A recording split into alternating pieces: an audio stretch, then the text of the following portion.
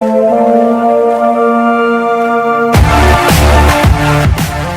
To mechanical वाला classes. आज हम फिन्स के डिफरेंट केसेस देखेंगे, बट केसेस देखने से पहले हम टाइप्स ऑफ फिन्स देख लेते हैं। 3 टाइप्स की फिन्स होती हैं generally: longitudinal fins, second radial fins, third pin fins. Okay, 3 types of fins हम देख रहे हैं यहाँ पर: longitudinal fins, radial fins, pin fins. इनमें भी कैटेगरीज होती है। ओके, तो मैं आपको दिखा देता हूँ। देखिए, ये जो ऊपर 4 फिन्स दे रखे हैं ये लॉन्गिट्यूडनल टाइप्स ऑफ फिन्स हैं, ये जो 2 फिन्स हैं ये रेडियल टाइप्स हैं, और ये 3 टाइप्स की पिन फिन्स टाइप है। Okay, radial longitudinal means along the length. Okay, along the length आप देख सकते हैं, along the length. Okay, cross section देखा जाए कैटेगरी को क्लासिफाई करने के लिए, तो ये कौन सी हुई? Rectangular longitudinal type. Cross section कैसा है? रेक्टेंगुलर। इसे भी देखा जाए इसका क्रॉस सेक्शन कैसा है? Rectangular longitudinal type. इसको देखा जाए इसका क्रॉस सेक्शन कैसा है? ट्रेपेजियम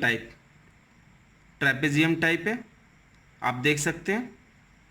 ठीक है, वेरी कर रहा है, आप बीच में कहीं काट कर देखेंगे तब आपको ज़्यादा क्लियर होगा। इसमें देखिए आप, इसका कैसा है? Concave parabolic type. ओके, ये सारी क्या थी? Longitudinal fins. ये रेक्टेंगुलर, ट्रेपेजियम टाइप या ट्रेपेजॉइडल टाइप, और ये हो गई आपकी कॉनकेव पैराबोलिक टाइप। ठीक है, ये वाली फिन्स आपकी देखी जाए रेडियल फिन्स हैं। आउटवर्ड्स द रेडियस आप देख सकते हैं, आउटवर्ड्स द रेडियस बनी हुई है। अब इन्हें भी कैसे क्लासिफाई करेंगे? क्रॉस सेक्शन देखते हुए। इसका क्रॉस सेक्शन कैसा है? आप फिन को काटिए, आप जब कट करेंगे तो आपको क्रॉस सेक्शन दिखेगा। इसका क्रॉस सेक्शन रेक्टेंगुलर है, इसका ट्रायंगुलर है। ओके, ये पिन फिन्स हैं आपकी। पिन फिन्स ये सिलेंड्रिकल है, ये आप देखिए टेपर्ड है, डायमीटर वेरी कर रहा है, यहाँ से डायमीटर बढ़ता जा रहा है टूवर्ड्स द बेस। ओके, और इसमें देखा जाए तो ये कॉनकेव पैराबोलिक टाइप है, आप देख सकते हैं, आपको यहाँ कॉनकेव पैराबोलिक दिख जाएगा।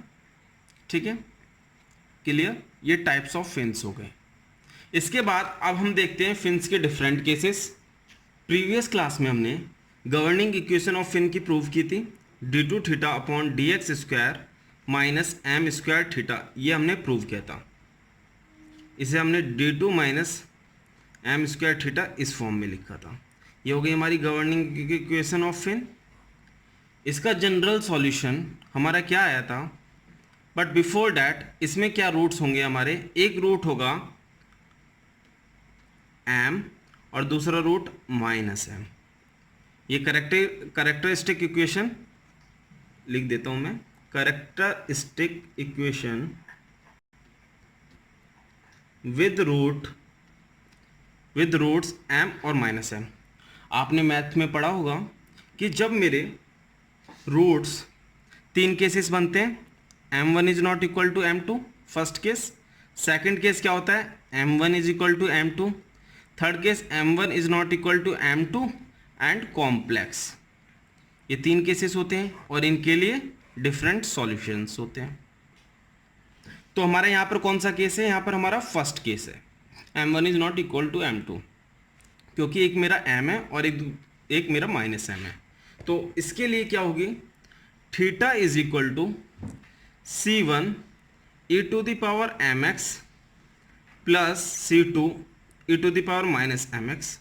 दूसरा इसी के लिए solution c1 cos hyperbolic mx plus c2 sine hyperbolic mx।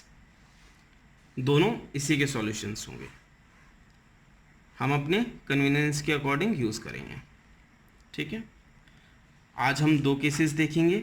First case जो देखेंगे फिन इज इन्फिनाइटली लॉन्ग, और सेकंड केस जो देखेंगे fin is in finite length with insulated tip. Okay, first case देखते हैं, फिन इज इन्फिनाइटली लॉन्ग और very long fin. Okay, ये मैंने फिन का साइड व्यू बना लिया, साइड से देख रहा हूँ मैं फिन को, तो मुझे फिन की लेंथ दिखेगी, राइट। तो वेरी लॉन्ग फिन के लिए क्या करेंगे, fin length is greater than and equal to 30 centimetre, ये कंडीशन है। बट इस केस में हम लेंथ जो है very long L tends to infinity, L tends to infinity. Clear my dear friends, हमने इस एक्सप्रेशन में थीटा क्या लिया है, थीटा को डिफाइन किया था T minus T infinity. Clear, तो अगर इस फिन को देखें तो ये एक्स इजिकल टू 0 है बेस। क्लियर, ये एक्स इजिकल टू एल है, एक्स इजिकल टू एल है। यहाँ पर टेम्परेचर टी नॉट होगा बेस पर, और फिन की लेंथ काफ़ी ज़्यादा लंबी है, इसलिए फिन के एंड पर टेम्परेचर कितना हो जाएगा, टी इन्फिनिटी। ठीक है, एम्बिएंट का जो टेम्परेचर होगा वो टिप का टेम्परेचर होगा। तो देख लेते हैं, at x is equal to 0 T is equal to T naught, तो थीटा क्या हो गया, theta naught T not minus T infinity. Clear, दूसरी कंडीशन देख लेते हैं, at x is equal to L T is equal to T infinity, तो ये क्या हो गया, थीटा 0 हो गया, क्योंकि टी की जगह टी इन्फिनिटी रखेंगे, T infinity minus T infinity 0 हो गया। क्लियर, और थीटा हमें क्या दे रखा है, C1 e to the power M X plus C2 e to the power minus M X. Okay, ये हमें ऑलरेडी हमने प्रूव किया है, और थीटा को हमने टी माइनस टी इन्फिनिटी से डिफाइन किया है। क्लियर, अब इसमें वैल्यू रखते हैं हम, पहली वाली कंडीशन रखते हैं, ये हमारी फर्स्ट कंडीशन है, ये सेकंड कंडीशन है। फर्स्ट कंडीशन को रखते हैं तो क्या हो जाएगा, ये at x is equal to 0 theta हो जाएगा थीटा नॉट C1, एक्स को 0 रखेंगे तो ये 0 हो जाएगा, plus C2 e to the power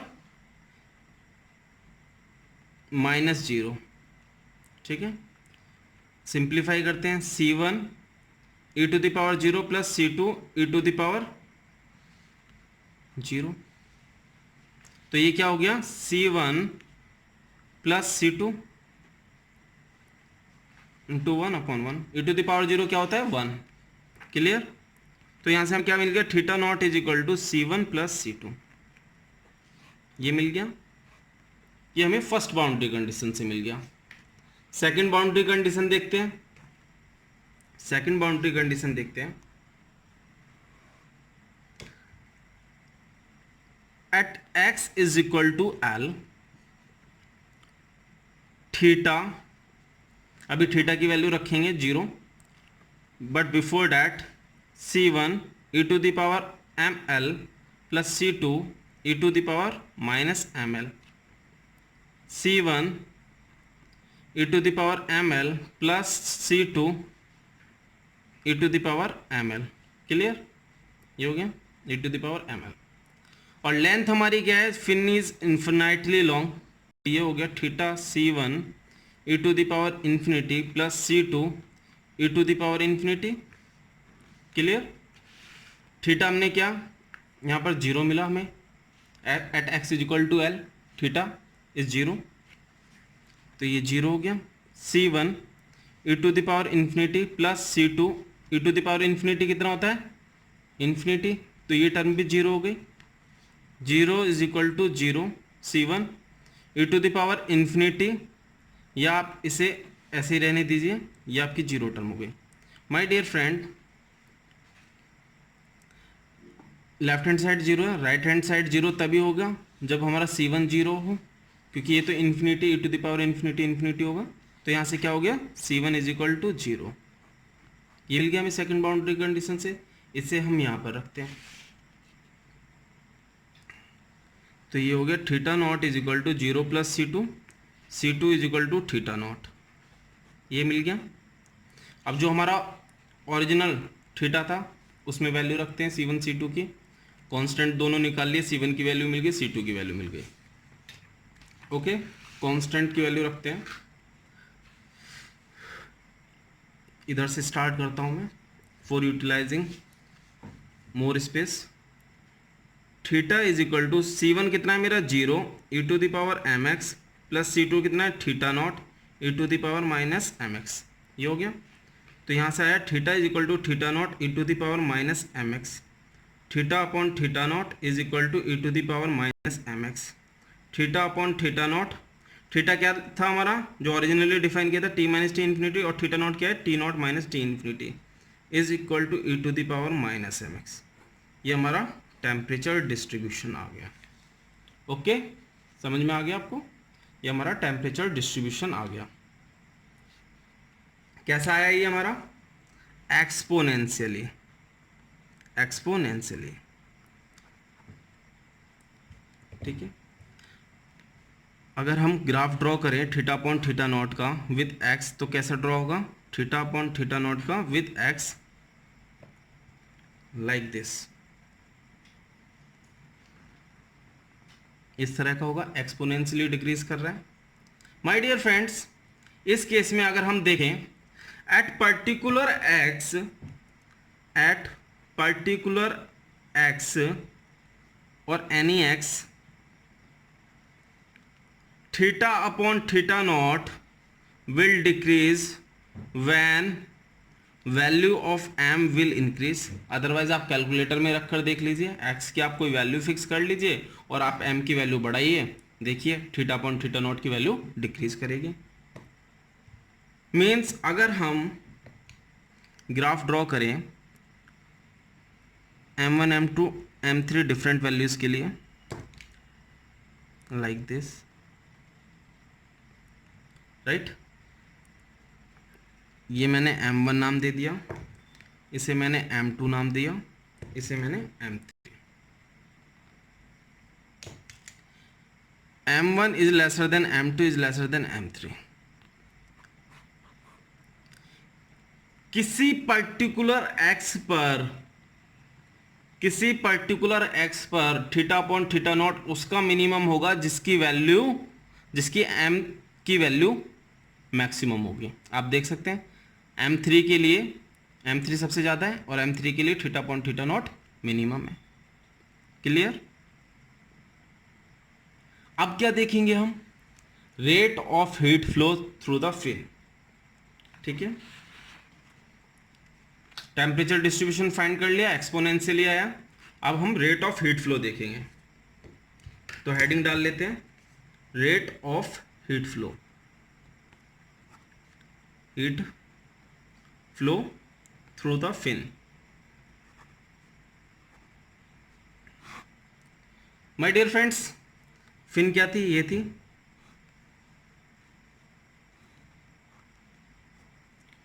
कितना हीट फ्लो होगा फिन से, जितना अमाउंट ऑफ हीट बेस पर कंडक्ट करेगा उतनी अमाउंट ऑफ हीट फ्लो होगी। तो मैं क्या बोल सकता हूं, rate of heat flow through the fin को Q is equal to minus के A, where K is the thermal conductivity of material and AC is the cross sectional area, dt upon dx at x is equal to 0। क्योंकि ये root को हम किससे दिखाते हैं? x is equal to 0, ये हो गए x is equal to L। ठीक है, K is the thermal conductivity of material, AC is cross section area। Clear? अब dt upon dx की वैल्यू कैसे फाइंड आउट करें? हमने क्या थीटा फाइंड किया, थीटा कितना आया हमारा? Theta not e to the power minus mx, ये आया। और आप थीटा को जानते हो क्या होता है? t minus T infinity is equal to theta, और थीटा इज इक्वल टू क्या है? Theta not e to the power minus mx। Clear? Differentiate कर देते हैं with respect to x, you will get dt upon dx is equal to D theta upon dx is equal to theta not e to the power minus mx minus m। Okay, at x is equal to 0 क्या होगा?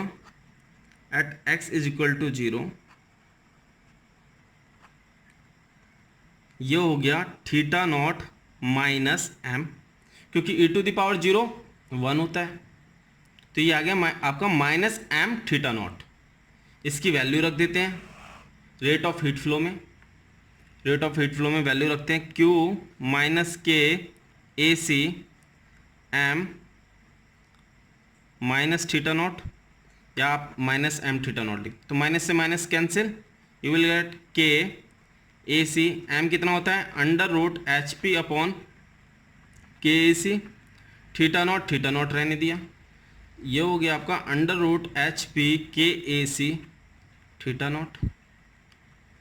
ये आ गया आपका rate of heat flow.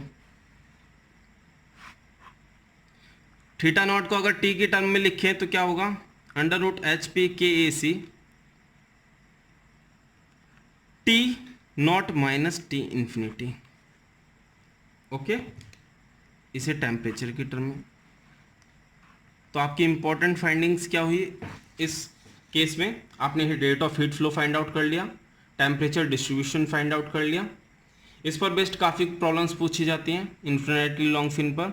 आपको 2 cases they रखे होंगे, आपसे मतलब आपको किसी पर्टिकुलर डिस्टेंस पर फिन में टेम्परेचर पूछ लेगा। ठीक है, इस तरह की प्रॉब्लम्स मैं प्रॉब्लम्स वाले लेक्चर्स में कराऊंगा, इवन कन्वेंशनल प्रॉब्लम्स भी कराऊंगा। Clear, temperature distribution find out कर लिया, rate of heat flow find out कर लिया। अब हम कौन सा केस देखेंगे, अब हम देखेंगे fin is finite in length with insulated tip. My dear friends, second case देखते हैं, when the tip of the fin is insulated. Okay, इस ऐसे भी बोल सकते हैं when the fin is finite in length and tip of the fin is insulated, इस तरह से भी बोल सकते हैं। माय डियर फ्रेंड्स, फर्स्ट चीज क्लियर क्या होनी चाहिए दिमाग में, फिन का पर्पस क्या होता है, फिन का पर्पस क्या होता है। माय डियर फ्रेंड्स, आपको पता होगा हीट ट्रांसफर रेट को इंक्रीज करती है फिन। जब हीट ट्रांसफर रेट को इंक्रीज कर रही है फिन, तो फिर हम इंसुलेशन क्यों यूज करेंगे, इंसुलेशन क्यों यूज करेंगे।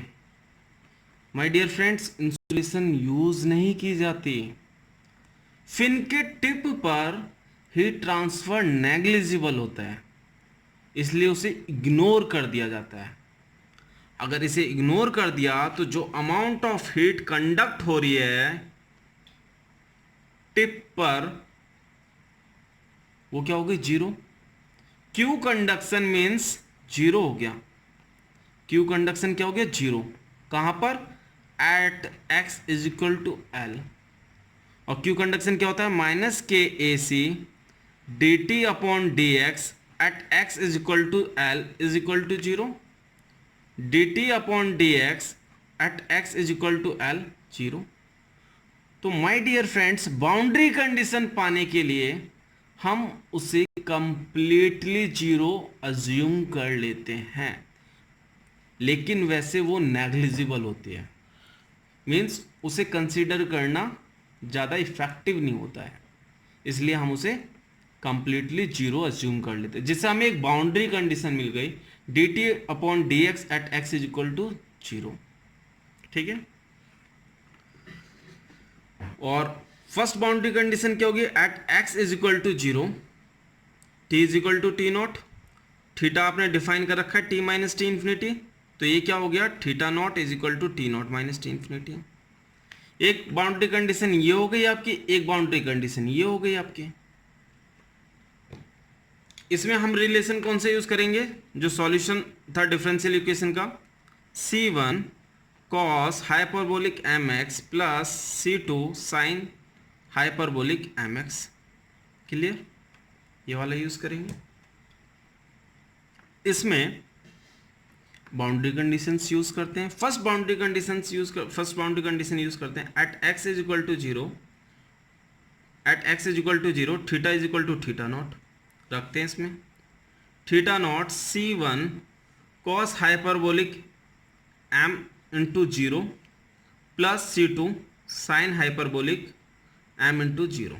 ओके, तो ये क्या हो गया, C1 cos hyperbolic zero that is 1, C2 sine hyperbolic zero zero, तो आपको मिला theta not is equal to C1, और you can say C1 is equal to theta not. आपको एक कांस्टेंट की वैल्यू पता चल गई। अब दूसरी बाउंड्री कंडीशन क्या है हमारे पास, D T upon D x at x is equal to L is equal to zero. ठीक है, T minus T infinity is equal to theta हम डिफाइन करते हैं, तो यहां से क्या हो गया, D T upon D X is equal to D theta upon D X, clear. तो इसका डिफ्रेंशिएट कर देते हैं हम, डिफ्रेंशिएट करते हैं। C1 कॉस हाइपरबोलिक mx का डिफ्रेंशिएट करने पे क्या मिलेगा, sine hyperbolic mx into m plus C2 sine hyperbolic mx का करने पर cos hyperbolic mx into m. आप एक बार देख लेना डिफ्रेंसिएशन साइन हाइपरबोलिक mx का और कॉस हाइपरबोलिक mx का, अदरवाइज आप कॉस x और साइन x में कंफ्यूज हो जाओगे। ठीक है, ये आ गया आपका d theta upon D x, और ये हमें किस पर फाइंड करना है, at l, d theta upon D x at l. तो ये हो गया C1 m sine hyperbolic ml plus C2 m cos hyperbolic ml। Clear. ये टर्म हमारी जीरो हो जाएगी, क्योंकि D T upon D x at x is equal to L zero है, तो ये भी d theta upon D x at x is equal to L zero हो जाएगा, ये जीरो हो गया। C1 कितना है, theta not, theta not, m common निकल जाएगा कंप्लीट न्यूमरेटर से और जीरो हो जाएगा, zero upon m zero, sine hyperbolic ml plus C2 cos hyperbolic ml। तो यहाँ C2 की क्या वैल्यू आ गई, minus theta not sine hyperbolic ml upon cos hyperbolic ml। C2 की भी वैल्यू आपने फाइंड आउट कर ली। अब हम रिलेशन में रखते हैं इसमें, तो हमें मिल जाएगा theta is equal to C1 कितना है, theta not cos hyperbolic mx, C2 की वैल्यू रखते हैं theta not sine hyperbolic ml upon cos hyperbolic ml sine hyperbolic mx। Okay, theta not common ले लेते हैं, cos hyperbolic mx cos hyperbolic ml minus sine hyperbolic ml sine hyperbolic mx upon cos hyperbolic ml। Okay, ये formula बन गया my dear friends cos hyperbolic a minus b का। आप confuse मत हो ना, cos A cos b minus sine a sine b cos a plus b होता है, but cos hyperbolic a cos hyperbolic b minus sine hyperbolic a sine hyperbolic b cos hyperbolic a minus b होता है। यहाँ हो गया theta upon theta not, इधर हो गया cos hyperbolic m x minus M l, m l पहले लिखते हैं और एक्स को बाद में लिखते हैं, क्योंकि ऑब्वियसली मैक्सिमम लेंथ तो एल है, इसलिए मैक्सिमम लेंथ एल है, तो इसलिए एम एल टर्म को हम आगे ले रहे हैं। ये हो गया cos hyperbolic M l, theta upon theta not cos hyperbolic m common ले लिया, l minus x upon cos hyperbolic M L. Clear. ये आपको टेम्परेचर डिस्ट्रीब्यूशन मिल गया। टी की फॉर्म में लिख लेते हैं T minus T infinity upon T not minus T infinity cos hyperbolic M L minus x upon cos hyperbolic M L.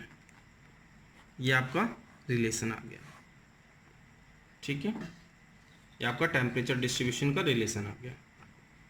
इसे आपको याद करना है, इस पर बेस्ड प्रॉब्लम्स आ जाती है। क्लियर। अब हम क्या देखेंगे, rate of heat flow, rate of heat flow through the fin. इस केस में थ्रू द फिन क्या होगा, सेम मीनिंग वही रहेगी। जो अमाउंट ऑफ हीट बेस पर कंडक्ट किया है, means at x is equal to zero पर कंडक्ट किया है, वही रहेगा। Means Q is equal to minus के ए C D T upon D x at x is equal to zero. ठीक है, और D T upon D x क्या था हमारा, D theta upon D x था, राइट। और D theta upon D x की वैल्यू हमने फाइंड आउट की थी, क्या थी वैल्यू, थीटा हमारा क्या निकल कर आया था, theta is equal to theta naught, आप यहाँ से देख सकते हैं, theta is equal to theta not cos hyperbolic M L minus X upon cos hyperbolic M L, cos hyperbolic M L minus x upon cos hyperbolic M L. Okay, तो D theta upon D X निकाल लेते हैं, theta naught 1 upon cos M L, cos hyperbolic M L, cos hyperbolic का sine hyperbolic हो जाएगा, sign में confuse नहीं होना है, माइनस एक्स का -1, ठीक है। और ये हमें किस पे फाइंड करना है, at x is equal to 0। तो d T upon D x at x is equal to 0 is equal to D theta upon D x at x is equal to 0, क्या हो जाएगा, theta naught into sine minus आ जाएगा बाहर, sine hyperbolic M l upon cos hyperbolic M l which can be written as minus theta naught into tan hyperbolic M L. Okay, इसे मैं इसमें रखता हूँ, देखते हैं क्यू क्या निकल कर आया। Q is equal to minus के ए c minus theta naught into tan hyperbolic M L. Clear, minus से minus positive, k A c. My dear friends, कुछ रह गया है यहाँ पर, माइनस एम आएगा, देखिए, क्योंकि हम क्या कर रहे हैं, डिफ्रेंशिएट। फर्स्ट टर्म तो ये हो गई, फर्स्ट टर्म इसका डिफ्रेंशिएट किया, सेकंड टर्म क्या थी, m hyperbolic l minus x, m bracket l minus x, इसका डिफ्रेंशिएट करेंगे तो एम इंटू -1 आएगा, तो हमारा यहाँ पर एम मिस हो गया, उसे लिख लेते हैं, ठीक है, माइनस एम,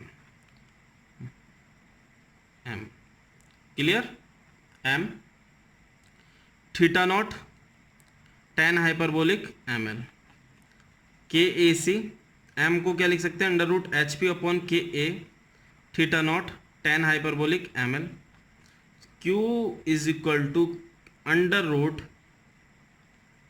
एच पी के ए c theta naught tan hyperbolic M l, ये रिलेशन आ गया।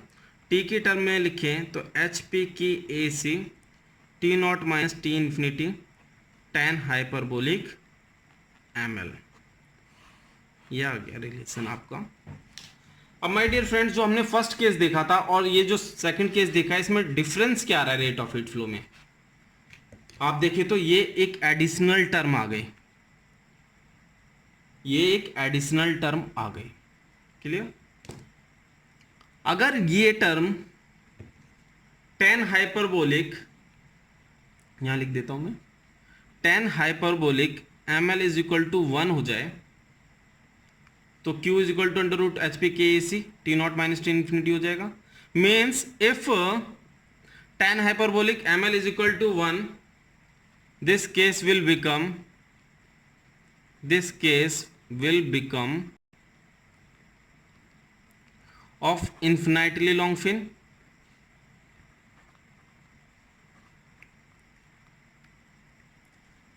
ठीक है। अगर मैं L और M की टर्म में लिखूं तो मेरा क्या होना चाहिए, m l should be greater than 5, ml should be greater than 5, length of fin should be greater than 5/m। इस पर बेस्ड न्यूमेरिकल्स आ सकते हैं, ऑब्जेक्टिव्स आ सकते हैं। एक तो ये पूछा जा सकता है टेन हाइपरबोलिक ml की वैल्यू कितनी होनी चाहिए केस को इन्फिनिटली लॉन्ग फिन होने के लिए, सेकंड ये पूछा जा सकता है। बाकी आपसे टेम्परेचर डिस्ट्रीब्यूशन पर बेस्ड प्रॉब्लम आ सकती है, फॉर्मूला आ सकता है, और रेट ऑफ हीट फ्लो, ठीक है। कन्वेंशनल क्वेश्चंस में कभी प्रूव करने के लिए नहीं आता, हाँ, बट आपको एक प्रोसीजर पता होना चाहिए, इस पर बेस्ड डिफरेंट रिलेशंस पूछे जा सकते हैं, बट सेमेस्टर एग्जाम्स में इस तरह के क्वेश्चंस आते हैं कि आप ये प्रूव करिए। ओके, अगर आपको ये वीडियो अच्छी लगी हो तो प्लीज़ इसे लाइक करें, शेयर करें, सब्सक्राइब करें। रेगुलर अपडेट्स के लिए please ring the bell. Next video में मेरे अनदर 2 केसेस होंगे। Okay, so thank you so much for watching this video.